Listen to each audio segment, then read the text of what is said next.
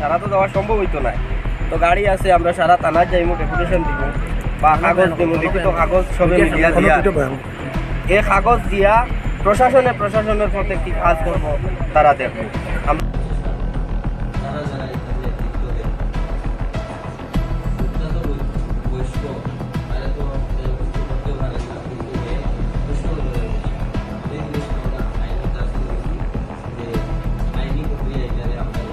এই জিনিস পাইয়া গেছি, যদি আগামী দিনে ইলা ঘটনা ঘটে একেবারে বিপদ আমরা সব গ্রামবাসী যাইতে লাগতো না। এতে হিন্দু ও মুসলিম কোনো ম্যাটার নাই, হিন্দু মুসলিম উভয় আমরা গ্রামবাসী। এতে যদি মনে করো আমরা ইলা বিপদ পড়িয়া করো চুরা মাইকে দৌড়িয়া আইতাম না। কিছু 26 তারিখে আমাদের এলাকা কর্মীপাড়াতে চুরির ঘটনা সংঘটিত হয়। সেই চুরির ঘটনাতে একজন প্রত্যক্ষ ব্যক্তি দেখতে পায় একজনের ঘর থেকে বেড়া ভেঙে জাকির হোসেন নামে একজন ব্যক্তি ঘর থেকে বেরোচ্ছে। তারপর এলাকাবাসীর চারকানপতি সবাই জড়িত হওয়ার পর দেখা যায় যে জাকির হোসেনকে ঘটনাস্থলে আটকে রেখে সবাই জড়িত হয়ে থানাকে খবর দেওয়া হয়। থানা ওই জাকির হোসেনকে যথারীতি অ্যারেস্ট করার পর কোর্টে গ্রেফতার করে। কোর্টের থেকে সে বেল করে আসার পর আমাদের এলাকার প্রতিষ্ঠিত ব্যবসায়ী ইন্ডিয়ান এন্টারপ্রাইজ মালিক তথা এবং জনপ্রতিনিধি, এই 3 নম্বর ওয়ার্ডের জনপ্রতিনিধি আব্দুল কালাম এবং আরও আমাদের প্রাক্তন যারা এই এলাকার মধ্যে বসবাস করছে, ওই 5 জন ব্যক্তির বিরুদ্ধে ওরা কোর্টে গিয়ে কোর্ট পেয়েছে। তাই আমরা আজকে এলাকার সবাই জাতি ধর্ম বর্ণ নির্বিশেষে সবাই এসে থানার দ্বারস্থ হয়েছে। পুলিশ আশ্বস্ত করেছে আমাদেরকে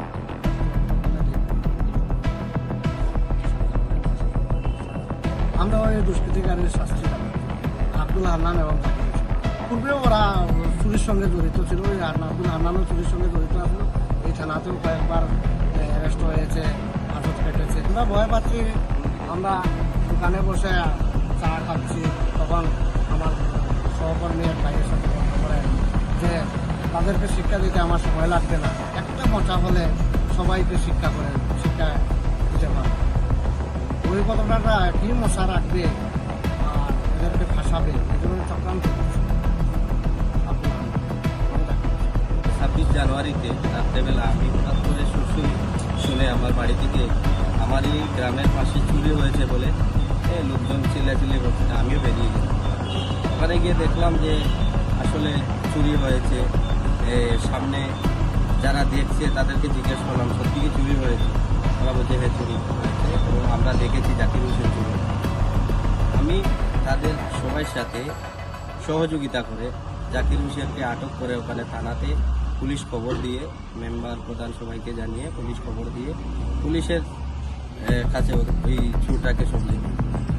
এর পরিপ্রেক্ষিতে তার বাবা এসে আমাদের গ্রামবাসী সবাইকে হুমকি দেয় যে আমরা সবাইকে দেখে নেবে, তোরা গ্রামবাসী মিলে আমরা তাদের কিছু করতে পারি।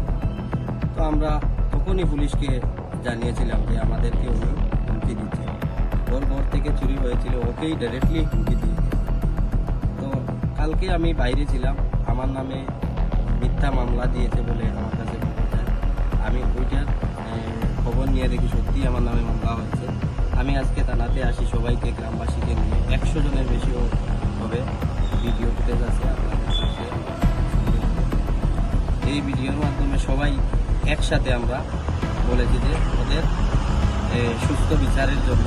ওরা কিছুদিন পর পর আমাদেরকে হেনস্থা করার চেষ্টা করছে এবং আরও কিছু সাক্ষী আছে আমার, ওদের সামনে বলেছে যে আমাদেরকে ফাঁসানোর চেষ্টা করবে। আমরা গাড়ি ঘুরে নিয়ে থাকি, অনেক সময় গাড়ি লক করি না, কোনো কিছু রেখে দেবে। তো আমাদেরকে ফাঁসানোর চেষ্টা করে। ব্যবসায়ী মানুষ আমরা অনেক সময় অনেক জায়গায় যাই, তো ফাঁসানোর চেষ্টা করছে যে হঠাৎ থেকে আমরা সচেতন হওয়ার জন্য আমরা তো নিজে পারবো না, আমরা পুলিশের আশ্বাস দিয়েছে পুলিশ যে সুস্থ তদন্ত করে আমাদেরকে ন্যায় বিচার চোরাইবাড়ি পিএস লক্ষ্মীনগর থানা।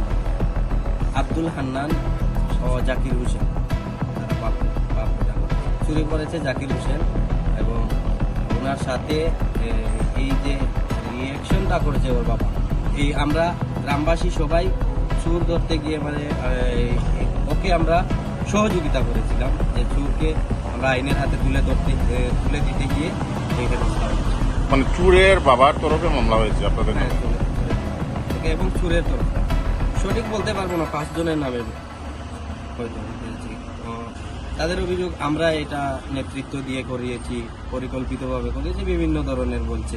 ওরা বাঁচার জন্য অনেক কিছু বলছে। দীর্ঘদিন থেকে ওর বাপও চুর ছিল, ও চুরি করছে। সবাই আমরা গ্রামের মানুষ সবাই এখানে ঐক্যবদ্ধ হয়ে আমরা মিটিং করে এখন থানাতে এসেছি, কাগজ দিয়েছি, সবাই সই স্বাক্ষর করেছে। আগামী দিনে এরকম ঘটনা যাতে না হয়, আমরা তো আইনের দ্বারস্থ হয়েছি, আইন সেটা বুঝবে কীভাবে হ্যান্ডেলিং করবে, আমরা তো পারবো না।